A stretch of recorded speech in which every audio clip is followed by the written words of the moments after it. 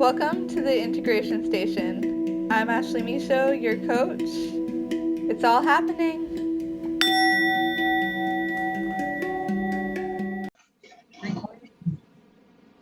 Hello, welcome you beautiful souls.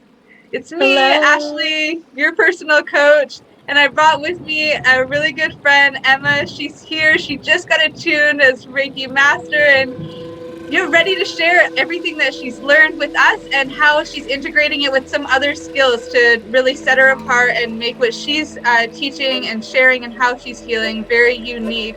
So I want you guys to turn off all your electronics and really pay attention here, because this is some real important life stuff. I'll just pass over to you now, Emma. You can introduce yourself and all the great stuff you've got ahead. Hello. I am Emma. I am a Reiki practitioner. I just got my level 1 and 2. I also do intuitive energy healing incorporated into that. I am a mom of 3, and I have 4 fur babies, so I have a full house. Yeah.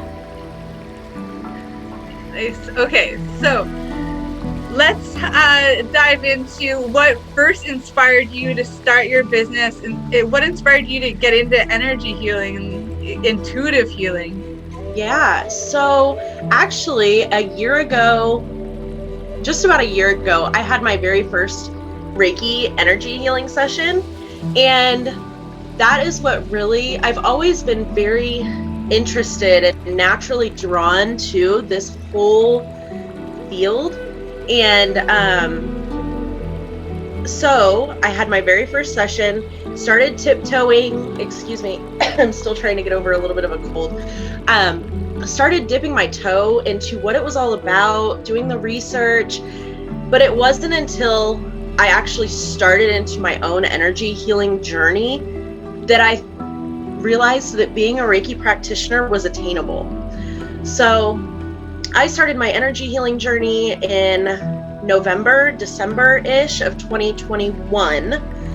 And that has since allowed me to open up, and I was able to get my Reiki practitioner certification in April, and here we are.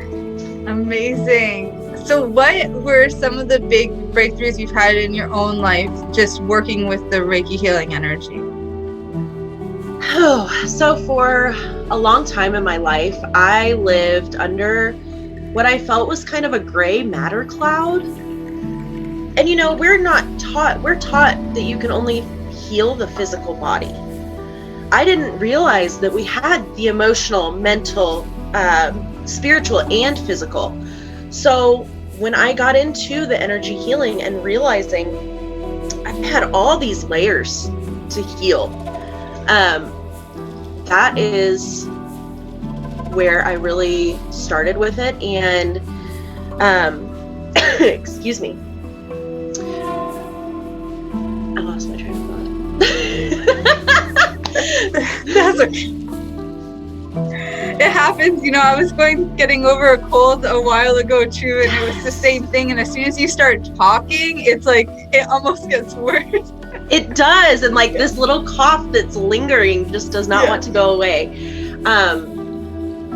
Yeah. So, anyways, back to what you were saying. Yeah. So, I'm curious.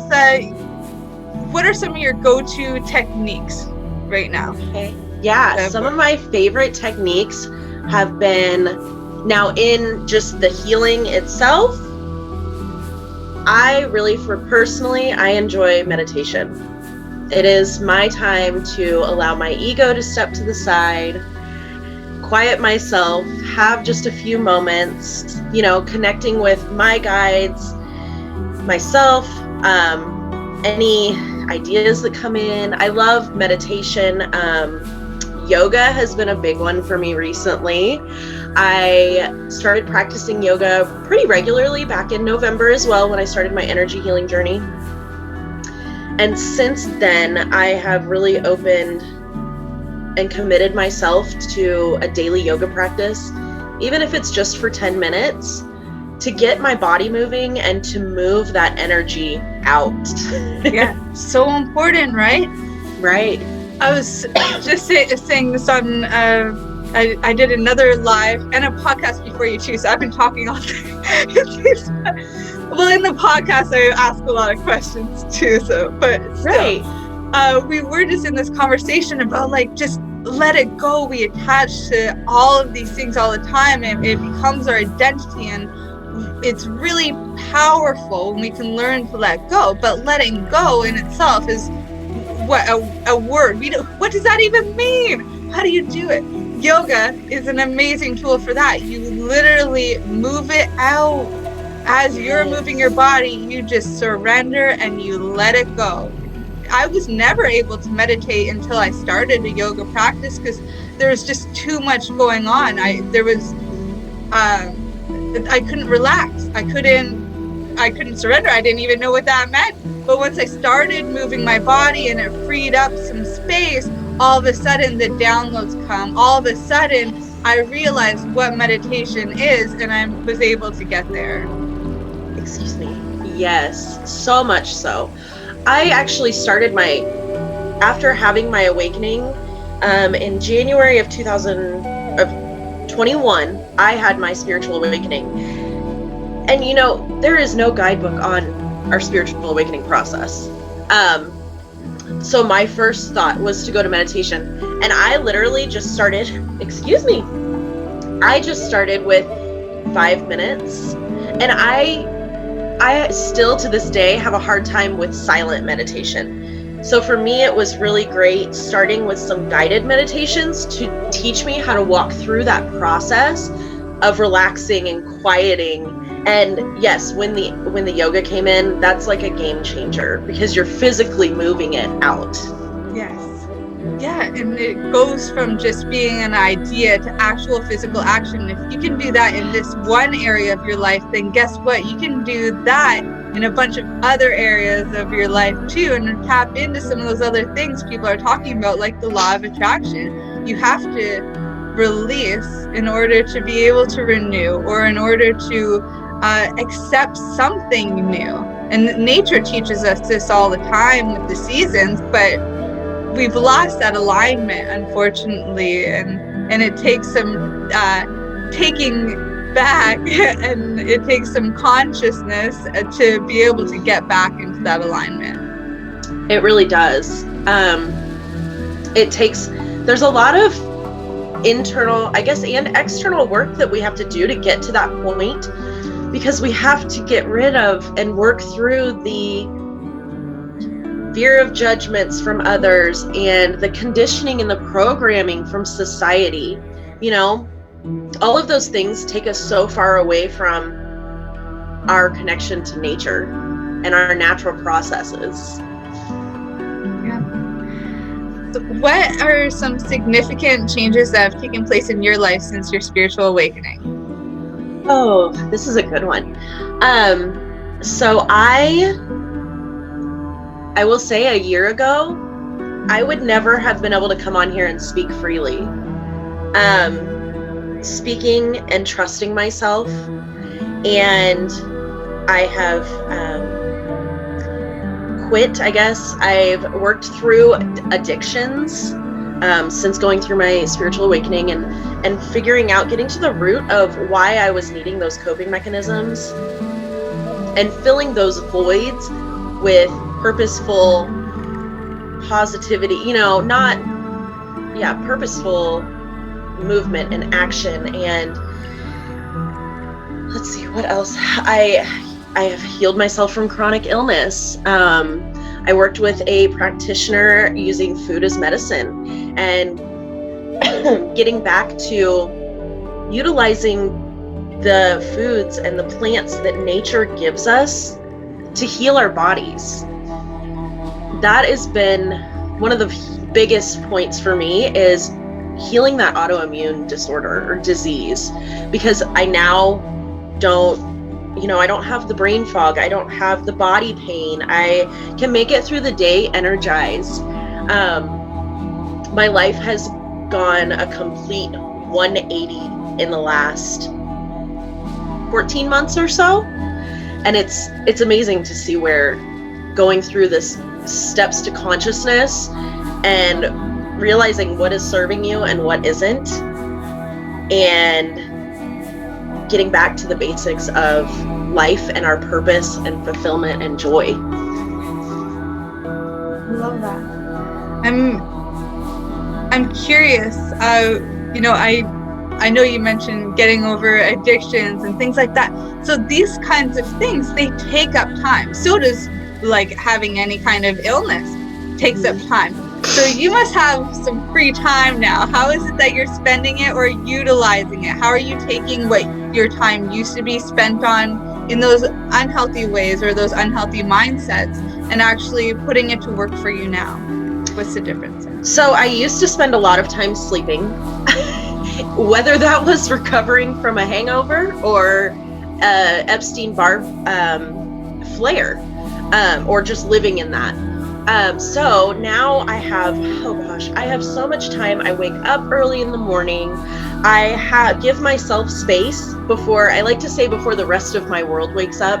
My kids, Yeah. and dogs. And the dogs, yes, because if they hear that I'm up, it's game over.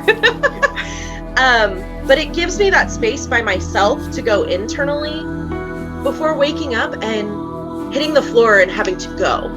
So I used to wake up and I would be triggered and I would push through my day and crash. And now it's like I have this ease and this flow, and I journal in the morning and I meditate and I give myself the space for the yoga. It's all really been about, giving myself the time to go inwards so that I can serve my family and my clients and be there to support others in their journey versus living in sickness and negativity and not feeling good all the time.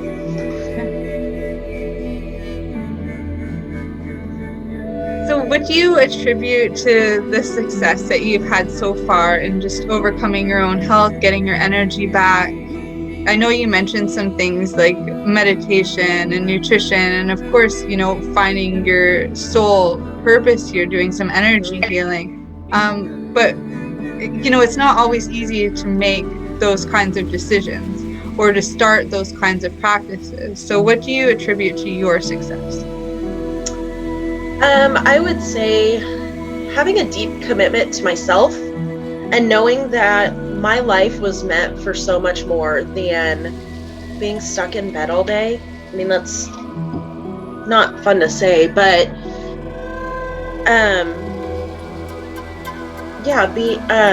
sorry, stuttering on my words. What do I attribute? So, taking it day by day, one day at a time. Releasing the pressure on myself, releasing the external pressures, especially as a mom, a stay-at-home mom, a working from home mom. Now, there's a lot of work that goes into that too. It's sometimes easier said than done. I did begin working with a coach, which has been huge in making me make progress in myself, because she has been able to see things in me that maybe I was clouded in my own vision. So investing in myself, and really it has just been a huge day to day. Some days aren't the greatest, and other days I am jumping for joy and feeling so great. But I have to remind myself that this is a journey, and we don't have to have all of the answers up front. Yeah, it's kind of like the compound effect. If you just take it one day at a time, eventually it's going to pile up in a positive way. And we witness this and can express this in the negative way when it comes to health and things like that so easily, because it's real for us. But it's real on the positive side too, so long as you start. You just have to start. And you do start just one day. Just for today. In Reiki, we have the just for today Reiki principles. And in rehabilitation for alcohols and AA, it's the same. It's just for today. So it's a really powerful affirmation. I'm actually going to title my next book after it because I feel like I could go in on that for a while, the just for today.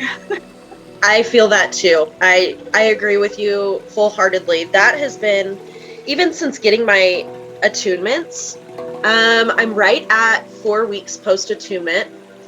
And there were some days, because it brought up lots of stale and stagnant energy. And there were some days that I feel myself getting very emotional over it. I actually put it on my phone, the Reiki principles. And there were some days that I would just read it over and over. And it's like, you know, just have to remind yourself, just for today, this too shall pass. I'm curious if you have any advice, any tips and tricks for anybody who's just starting this journey, or maybe just going through the spiritual awakening now, or maybe somebody that's listening to this that has gone through the spiritual journey but having trouble getting started. Do you have any other advice you'd share, any tips or tricks? Excuse me. What I keep hearing is trusting in yourself. Trusting in your intuition, listening to yourself. There are going to be external pressures that, you know, going through a spiritual awakening is awakening you to consciousness. And along the way, there are going to be old pressures that come in, you know, alcohol, tobacco use for me. Those are just a couple of, shopping, food addiction. And we have to trust in ourselves and our intuition to know that those are not serving us anymore. They're old patterns and old habits. And it took me about a solid year of all of those things coming up to finally recognize that they were not serving me anymore. So give yourself the time and the space to, especially feeling all of the emotions that come up, because we are so excuse me, we are so often taught to push our emotions down, which lead to these negative coping mechanisms that lead to addiction. And we need to lost my train of thought again. I was on a good one. Listening to our intuition that gave us the nudge in the first place to begin this journey. And know that not every day is going to be rainbows and unicorns, and there might be times that you do feel that you're slipping or going back into old patterns.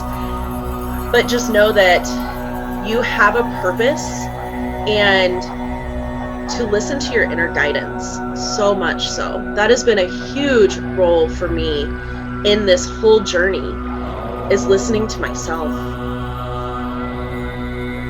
I love that. And you make a good point too about the, slipping back into old patterns, or, reverting or relapse, or all these things.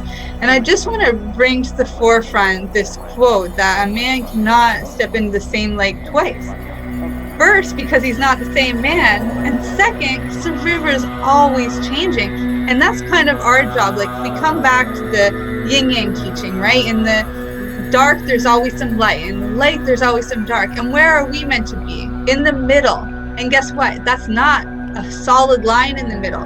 That's a wave. And we can ride the wave, and we can learn how to be the surfer, or the boater, or the whatever, the sup yoga artist. Whatever we want to Yes. be, we can be that. But it means riding the wave. It means knowing that there's a wave there, and that we're gonna dip into the dark, that we're gonna go up into the light, that it's a ride. It is a ride, absolutely. And working with my shadow side has been a big part of this, because so often, again, the programming teaches us that those things are bad. But at the end of the day, we're human, and we're allowed to have the dark and the light. That's what makes us human. It's learning to work with those both sides and understanding that they do balance each other out.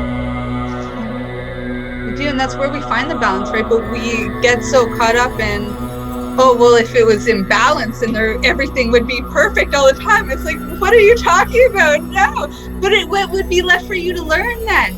You know, Yes. would you get any better, or would you stay the same?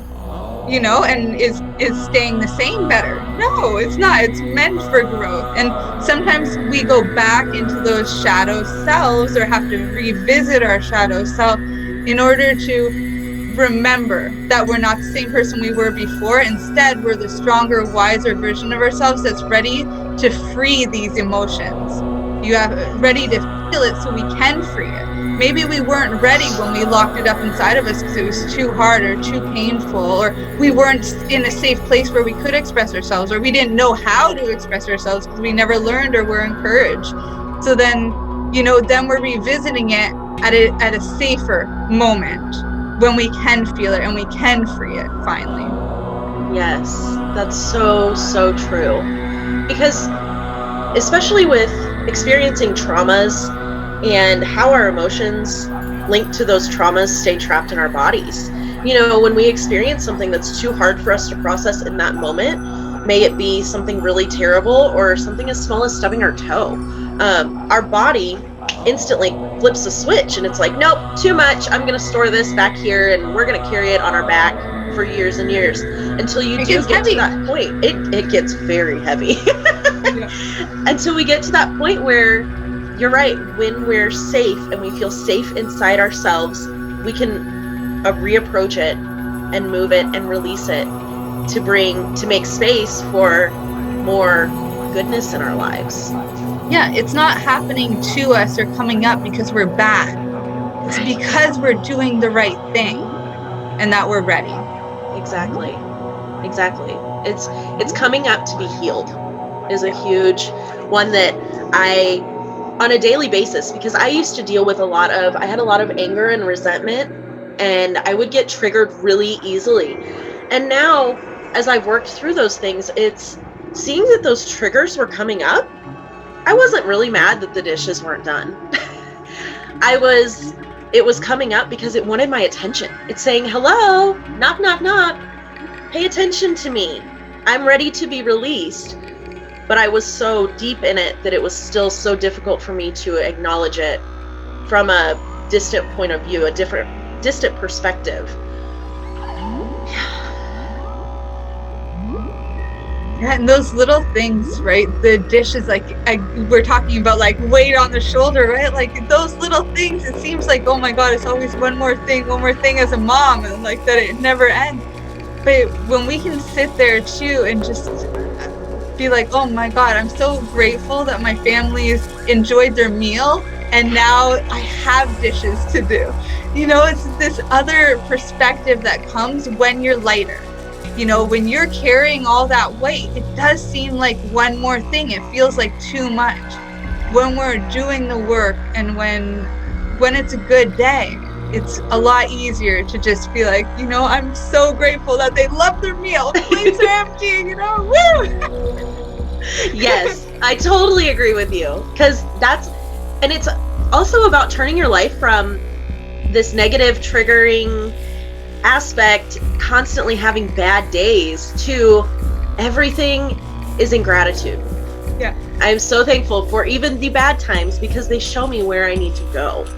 Yeah, such a guidepost for sure. Mm-hmm. Because we're coming up, I want to keep these calls pretty short. So I have one last question for you if you're ready. I think so. What is my drink? Right. If I gave you a magical wand that could grant you anything that you wanted, what are the first 3 changes that you would make in the world? I wish that I wish that everyone would welcome energy healing into their lives, because there's so much anger in the world, and our world does not. She has given us such a beautiful place to live. It's beautiful. And there's so much anger and hate, and it's not necessary. When we have this beautiful life to live, we've been given this life. I wish that more people would be open to the idea of healing themselves. Because when we heal ourselves, it heals the world. Oh gosh, another one? I get 2 more. Let's see. That was a big one. That was a really big one. Yeah. I wish for more souls and humans to open themselves up to finding their true purpose. Because so often we go through life and go through the expectations, the shoulds, do all the things, and we don't get to experience the joy and happiness. And my wish would be for everyone to experience that joy and fulfillment and purpose. Oh gosh, okay, last one. My mind is totally blanking. Let's see. Pressure's on. No, it is.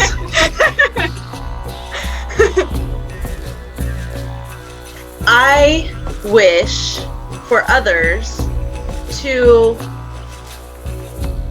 own where they are in their lives at this moment. So I'm guilty of this. We see the Pinterest lifestyles, we see the Instagram perfect, that we have to travel the world and we have to, have these extravagant lives, when really it's not that at all. Yes, traveling the world is wonderful, and I love to travel. I love going to all the beautiful places. I love seeing all aspects of nature.